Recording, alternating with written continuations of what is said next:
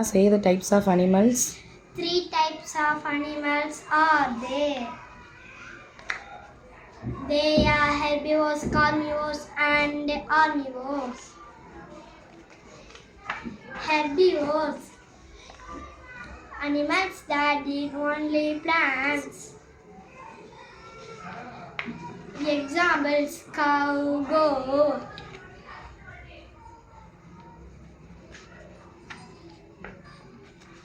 Carnivores, animals that eat only flesh of other animals.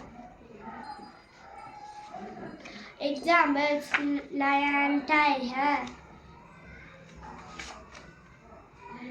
Omnivores, animals that eat both plants and animals' flesh. Examples: crow, man. Thank you.